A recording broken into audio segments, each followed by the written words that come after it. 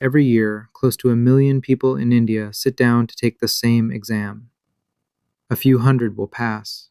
The ones who do will run states, set budgets, and outrank almost everyone they will ever meet. It is the most competitive test in the country, and for many families, it is the surest ladder out of where they started. Here is the part nobody prints on the poster. That exam is older than the republic that gives it. It was not designed by a free India to find its best servants. It was designed in London to staff the machine that ruled India. The ladder was built by the landlord. This is the story of the steel frame and the decision to keep it. For most of its life, the East India Company handed out its jobs like favors. If you wanted to govern a district in Bengal, you needed a patron on the company's board, not a score on a test. Then, in 1853, Parliament changed the rule. The company lost the right to appoint its own men. From now on, the civil service of India would be filled by open, competitive examination, and a committee led by Thomas Babington Macaulay was told to design it. On paper, this was a genuine reform. Merit would replace connections. Anyone who passed could serve. The first exam was held in 1855, and a door that had been bolted shut for a century was, for the first time, propped open. The only question left was who could actually walk through it. The door opened onto a staircase most Indians could not climb. The exam was held in London, and only in London, thousands of miles and a long sea voyage away. It was written for men raised on Greek, Latin, and English literature, the syllabus of a British boarding school. And the maximum age to sit it was pushed down, at one point to 19, which meant an Indian candidate had to cross an ocean and master a foreign canon before he was old enough to vote in most countries today. A few made it anyway. In 1863, Satyendranath Tagore became the first Indian to enter the service. His success did not prove the system was fair, it proved the opposite. The barrier was not talent, it was distance, cost, and design. Others who passed were pushed back out. Surendranath Banerjee cleared the exam, was dismissed on a technicality, and spent the rest of his life as a nationalist. The system called itself a meritocracy.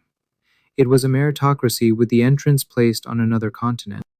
In the early 20th century, this service had a nickname. In 1922, the British Prime Minister David Lloyd George stood up in Parliament to defend it.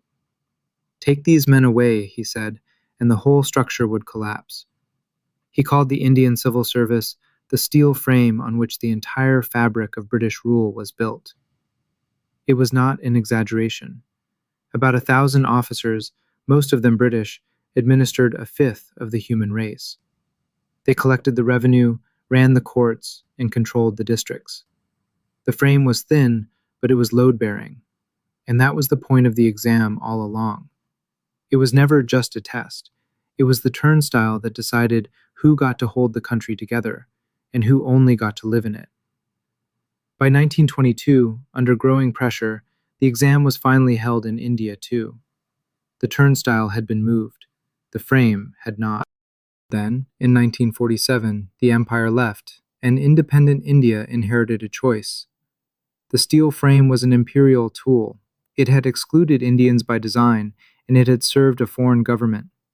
The clean break would have been to tear it out and start again. India did not. Sardar Vallabhbhai Patel argued that a new nation, absorbing hundreds of princely states and running for the first time on its own, needed a spine that already worked. So the Indian Civil Service became the Indian Administrative Service. The Colonial Public Service Commission became the Union Public Service Commission, written into the Constitution.